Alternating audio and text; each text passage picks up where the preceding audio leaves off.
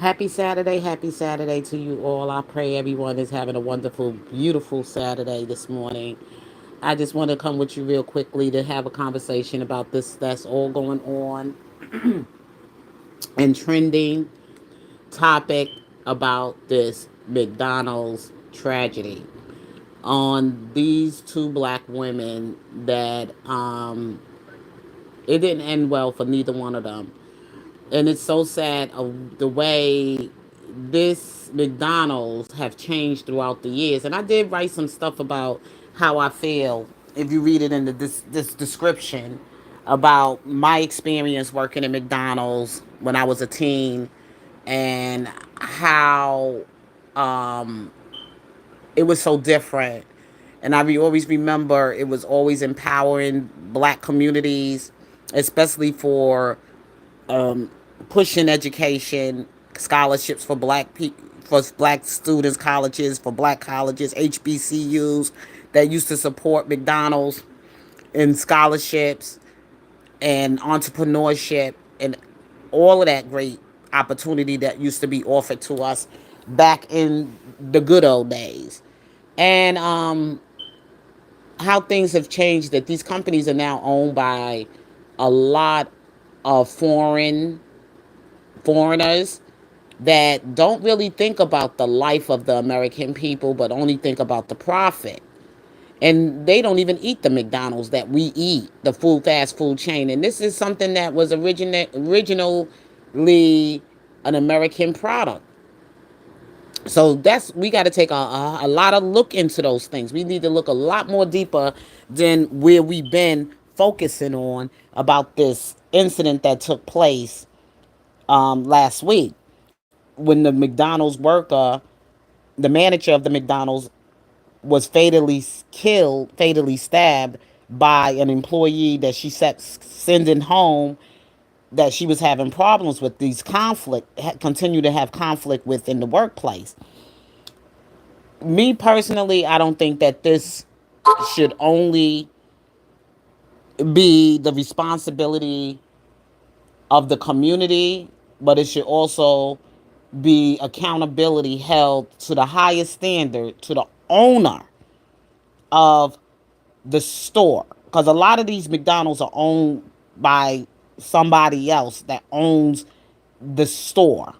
Like the McDonald's over here, I don't look for the name of the owner, but when you go there, you look for the names of the owner of the business, and if this corporation or whatever, like people that have some type of stake in there, and you find out who they are, and those are the people you have to target at. If you find anything that isn't right inside of their business that needs some type of I would say investigation on, or they need to come and look at, this is how you have to report it to the about the owner of the business. If you feel anything that's not right, you see that there's cashiers that don't greet you with a nice smile, don't suggest sales to you in that type of way, you find the store always dirty, or you find sometimes the people look untidy in the place, or the bathrooms, the facilities are not cleaned very well and properly.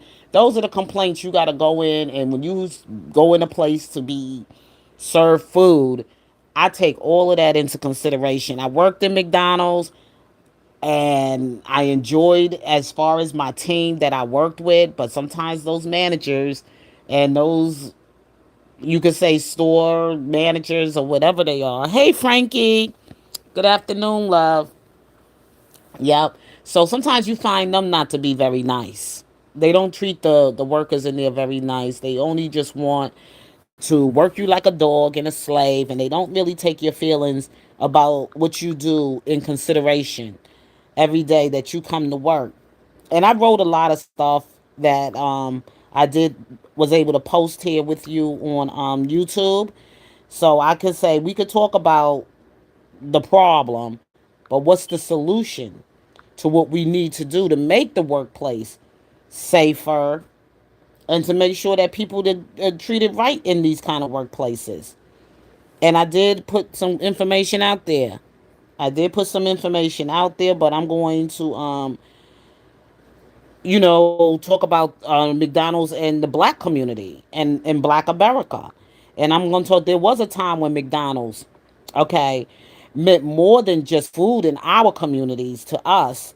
Um, it was where many black Americans got their first jobs. It helped low income families survive.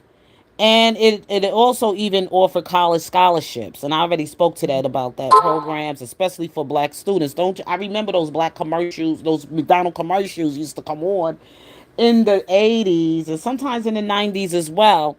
And they used to always talk about welcome to McDonald's, and they used to share Black History Month and Pride, and also programs that they would have for college, children that were coming out of school and interested in attending a college or whatever. They used to promote HBCU colleges. I remember those days. I remember those commercials.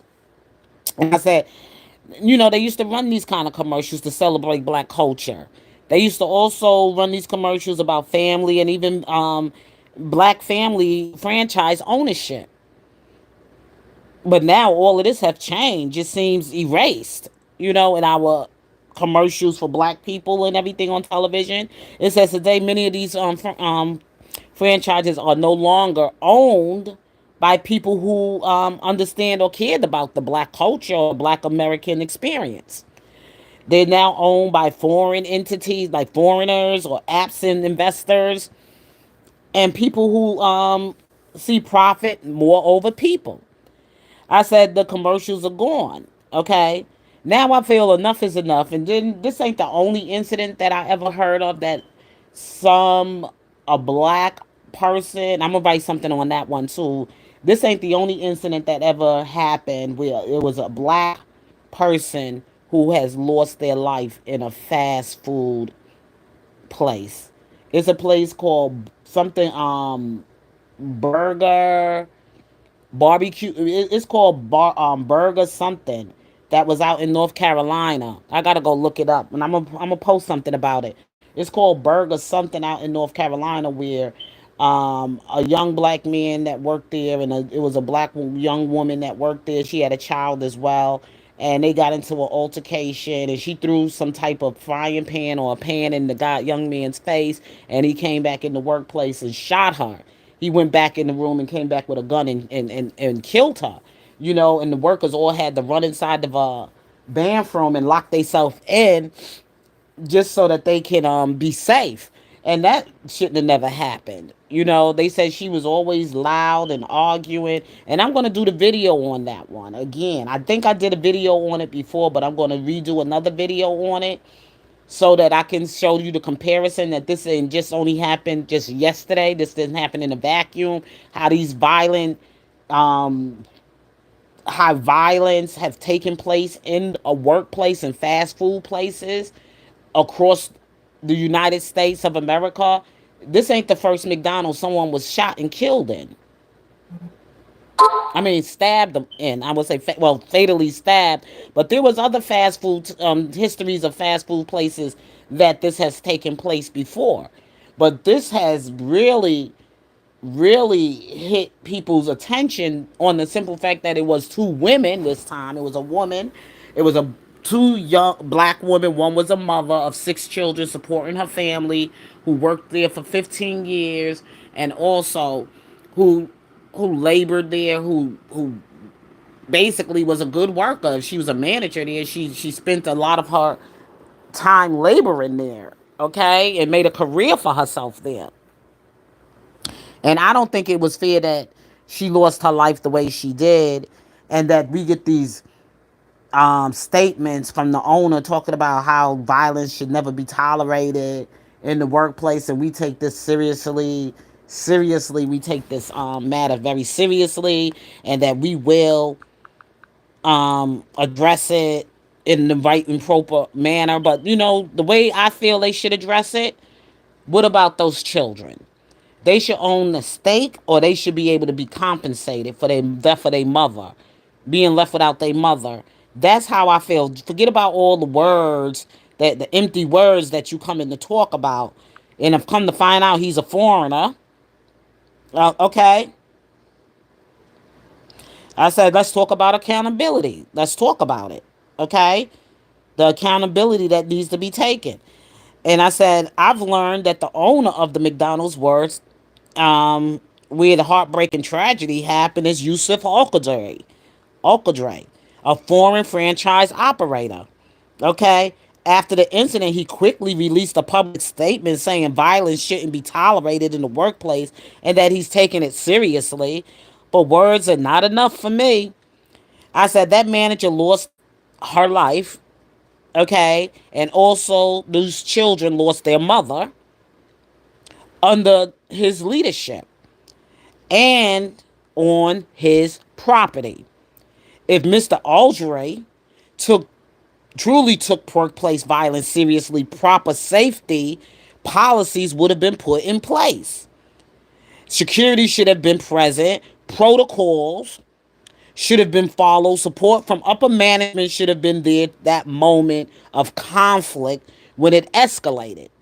I said the truth behind all of this. The truth is he should be held accountable and responsible for the death of Jennifer Harris, who was the mother that was stabbed by Afeni Muhammad. And I said the community should demand that this. That's why I've been so vocal about it. That's why I've been posting about it and I've been doing so much advocacy about it. I worked in a McDonald's back in 1980 something. Okay. When I just got out of high school, I got out of high school in 85. So it's around 86, 87, sometime around there when I worked in McDonald's. And let me tell you, I worked in it while I was in high school until I got out of high school. And let me tell you, we didn't have the kind of danger we have today. Okay? The danger of people in their mindset was not like how it is today. Working in those places, which is a fast paced place, where you get all kind of unpredictable people. And the McDonald's, when I worked in there, we saw anybody walk in there homeless, they were escorted out the door, and they told us we can't throw them out, but we threw their ass out anyway. We was like, hell, what they gotta say? We work here, and nobody want to smell no. We don't want them disturbing or panhandling inside the McDonald's where we work at. We used to handle business in our store. We would not let you walk in there with your hands begging, disturbing our customers, coming in there, messing with the customers, asking for change, or sitting in there funky and stinking. We used to have a guy there that used to work. He used to be the guy that used to clean the store, and he used to be like our janitor or our maintenance guy or whatever. Something got clogged, he used to take care of that, unclog it for us in the bathroom. We had somebody on deck, okay? And he was a big dude and everything. So him and some of the other dudes used to come out there, and they used to come right after the homeless guy and tell him to leave the. We used to police our own store. We used to run the store like that, because we had some that used to come in on a regular basis. It's like, man, didn't we tell you don't come back in? You know? Yeah, we come in there panhandling and disturbing our customers and stuff. Even though they tell you not to do that, they tell you not to do it because of safety reasons. Because you don't know what state of mind the person is, and they could come and hurt you. They could do something to harm you. But we were familiar with them. We knew they were harmless. But we tell them, you got to stand outside the door. You can't come inside. You're not smelling too good. We used to tell them the truth. Look, you stink. Nobody want to be sitting here eating no food and smelling you. Nobody want to eat. It's sad out here because people don't take lives, they don't take people's life anymore in consideration. People don't got so caught up on just making the money, but not looking at the safety protocols in these businesses. This mother should never have been doing this alone. There should have been someone there from the personnel that she been having problems in that store with an employee that could have done it with her. They could have called this woman in, told her to come into the office, and they could have handled it from there to fire her because her conduct in the workplace was conflicting and she wasn't following. So instead of just keep sending her home, there should have been some other kind of way they could have handled it. If they knew there was a problem with her, that she come to work looking untidy, or she came to work looking weird, and she came to work kind of like offensive towards some of the customers, or offensive towards any of the other workers that were there should have been some proper protocol in place. There should have been, like, the manager should have been able to call the office, call corporate, someone from corporate, or maybe a couple of people from corporate should have came and had a meeting with her. Either they could have, they probably didn't have to right then and there take the on firing her, but they could have offered her some kind of help, some mental health treatment for whatever might have been going on in her life at the time, and why she was so weird that she would have had to go on some mental health treatment, and she would have had to come to work for only a few days until all of that stuff that she was going on in her life could have been getting better. But instead, they just kept having this manager sending her home, knowing that this girl was kind of off the chain. It was nothing that they couldn't witness or see as a red flag that this girl wasn't operating with a full deck, and that she was a little bit unhinged. So they could have just did something like, hey, call somebody from corporate, let's deal with this. Sit her down, say, look, we're going to take you off the schedule for the week. We're going to have to send you home for a minute, and we'll call you when you come back to work. And before you come back to work, we want you to also go through this training. There should have been some kind of action plan put in place, and they did not take the proper action plan. They didn't take the proper protocol. Owner of the business should have came. The manager should have been sitting there in the office when she written.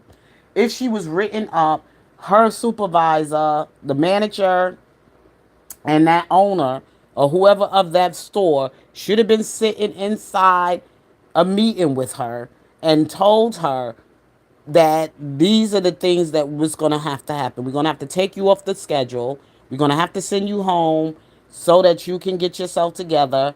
And in the meanwhile, we want you to also to go to some anger management classes, report to these anger management classes for these trainings, and then we will put you back on the schedule. But other than that, until all of this stuff has, these requirements have been met, then we can't put you on the schedule to come to work, and we also can't have you work here until all of these things have been met. You know what I'm saying? That's what they should do. I ain't saying just confine her completely, but you're gonna have to go off schedule, meaning that you can't come to work until you meet these requirements to return to work, and go to your training classes. And she could have got her unemployment and the whole nine, okay? She didn't have to kill that girl, but the woman needed help. And somehow the system failed her too. Now she's going to be spending the rest of her life probably in jail. Probably, they said this ain't the first time she ever stabbed anybody. I said, so why they never did a background check? Why wasn't there ever a background check?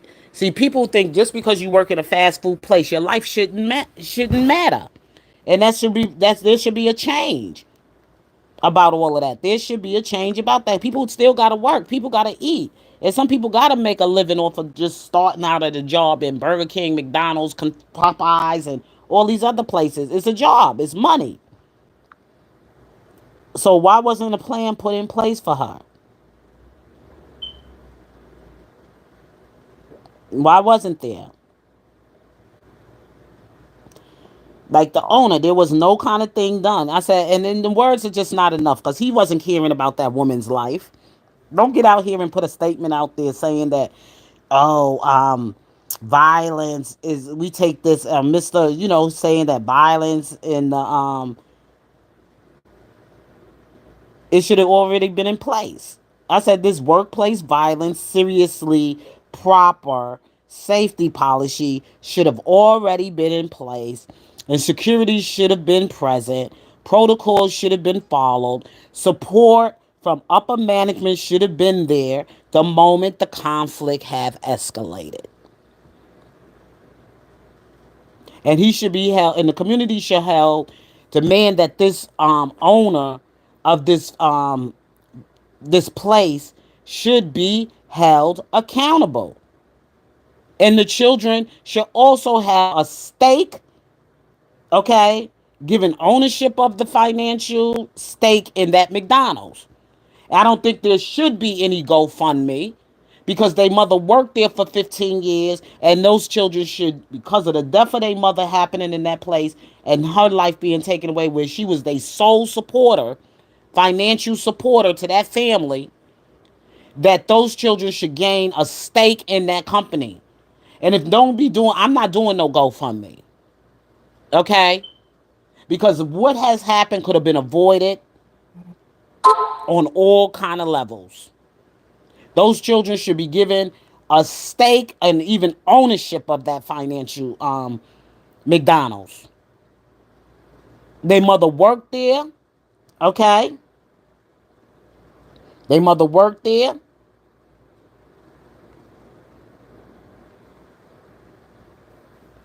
and that's what should be given to them. I worked at McDonald's, and people need to, and especially that this was a black woman. They probably just didn't care about her life, and because it was two black women, so now we got to stand up, Black America. We can't just let them just use us as discard. Don't think our lives matter and our family lives don't matter. A mother's left, her children are left behind with nothing, no mother. Words are just not enough. What this manager is saying.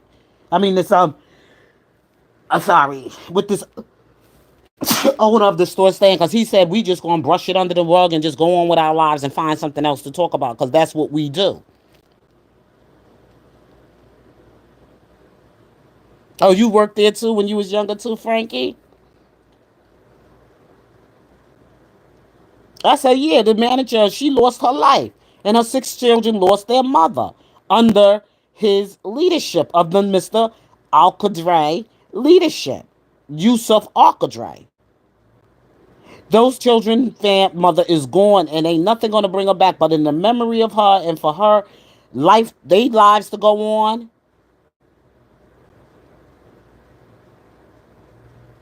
you know what I'm saying? I said truly took place.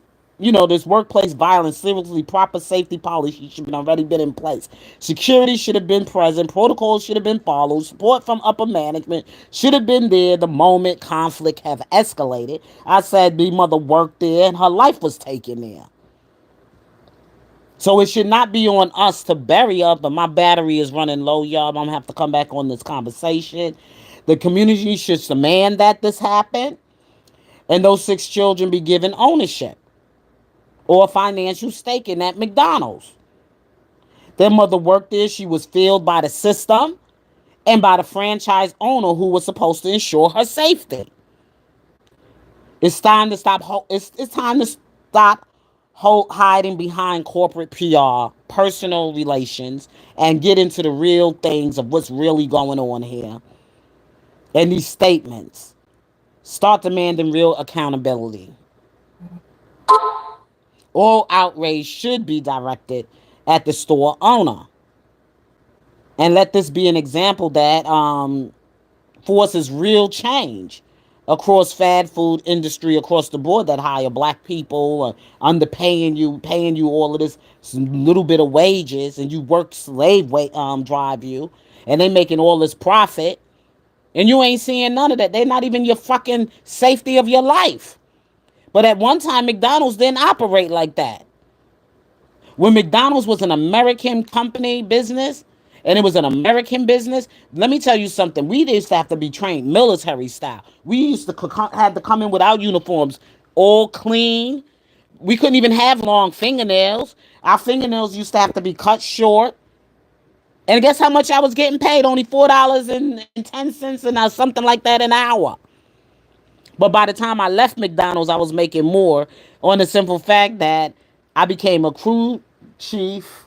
I became a crew chief. I mean, I was the head of my chief staff over, like if the manager was back there doing something, I had to handle everything that had to be taking place, like who was on fries or who was on, the grill, and who had to go back there and do the wash or whatever. And the manager would be back there mostly doing all the paperwork.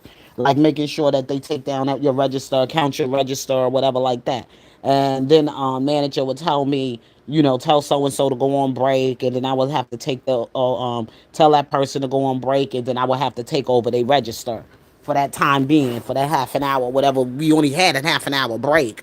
That's all we got was in half an hour for our break. Because we was part-time, so they only gave us like a half an hour break.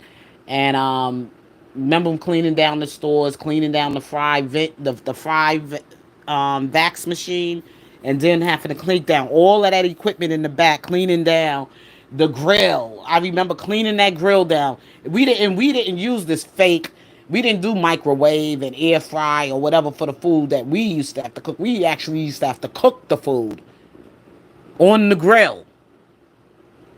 On the grill. Wrap them burgers, wrap them up in that paper and everything, and wrap up a couple of burgers. And whatever time we would sit the burgers out, we used to have to write down the time we put down the burger, because every 15 minutes, if that burger wasn't sold in 15 minutes, we had to throw it away. We had to discard it. You remember that, Frankie, right? I had to used to discard it. We used to have to throw that burger out, and then on top of that, make a whole fresh batch of burgers. And I forgot how many burgers. They used to say, man, we need like 2 more cheeseburgers, whatever burgers, 2 more cheese, 2 more regular burgers, and, give me 2 Big Macs, give me 2 quarter pounders, just to have things ready for when the customer come in. The food will always be fresh, always be ready. And the fries, if the fries were getting too cold or whatever like that, we used to have to throw out those fries and make a whole new batch of hot fries and salt them. And if they add, and then sometimes customers will order no salt, so we actually used to have to make fries with no salt on it. We had to do a burger with no pickles, we had to take the pickles off.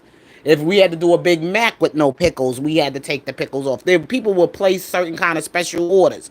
And if we had that special order, we had to get that special order right. And we used to have that line moving. I remember we used to have to even suggest sales to our customers. If we would have Big Macs on sales, and if a customer would come in the store and they just looking at the menu and be like, we would say, good morning, greet them with a good morning, had to have a smile on your face. And if they ready and they come and they order, and you say, well, we have Big Macs on sale. Would you like to order one and get one for free? We have my Macs on sale for 99 cents. Would you like to order a Big Mac today? And we used to have to do that. We used to actually have to suggest sales. We have our Sundays on sale. I remember when we used to have, like, would you like you could get a Sunday with this, or if you order that, if you order a meal, you get a free Sunday. We used to do stuff like that. They don't even do that shit no more. I really ever see a McDonald's now that do have sales. Cause you know why? Cause it's them damn foreigners. Those Indians and people from all those countries, them third world countries, now have bought these franchises. And let me tell you, when they brought these franchises, they don't do it the American way. They come with their culture. They only want to make the money, but they don't care about the people's lives. They don't care about you making any. Yep, I love they fries. Yep, I still love me some McDonald's fries. But let me tell you, they don't care nothing about the people. They don't care about giving you more money or nothing like that. Now they go, instead of paying you every week, because we used to get paid every week. On Friday, I never forget, we used to get paid every week. Now they only do bi-weekly. They should go right back into making that job a weekly pay. But they don't want to do that because they want all the profit for themselves. That's why they became so capital. It's all about capitalism. It's not even about American life anymore. It's not even about family and life or anything of that importance anymore. It all came to being capital. And now these damn foreigners, especially them fucking Indians, go in Dunkin' Donuts. Just about every Dunkin' Donut you go in, they seen the owner, goddamn Dunkin' Donut. And probably don't even fucking eat Dunkin' Donuts. Okay? I go in they places, they don't even hardly eat fried chicken. They like to eat their own fucking food, the way they cook it, they spicy ass shit that they cook from their curry and shit like that from the countries they come from. They barely ever eat this American food, but they always seem to like to own American fast food restaurants. I challenge you. Go in your community and look who owns half of these McDonald's. Look for the names of the owners and look for who is in those fucking Popeyes and Dunkin' Donuts especially. It seemed like a lot of them running the fucking Dunkin' Donuts now, and I stopped going in there. If I don't, I swear to God, I won't. I don't support their businesses. I don't. I stopped. I gonna caught on to shit. Go in every liquor store in the ghetto. You gonna see nothing but them fucking Indians in them fucking liquor stores. The liquor store, the gas stations. Of course, we need gas for our cars now. I ain't gonna tell you to not get no gas. You need gas. But I'm just saying, just be careful how you spending your money and what kind of businesses, who's the owner of these businesses, these franchises. You go in there, you be surprised. They always some damn fucking Iranian, Iraqian, or goddamn Afghanistan, or from Pakistan or India, some fucking country like that. Go in, I challenge you. Go in there and look, and then you can come back and have that conversation with me.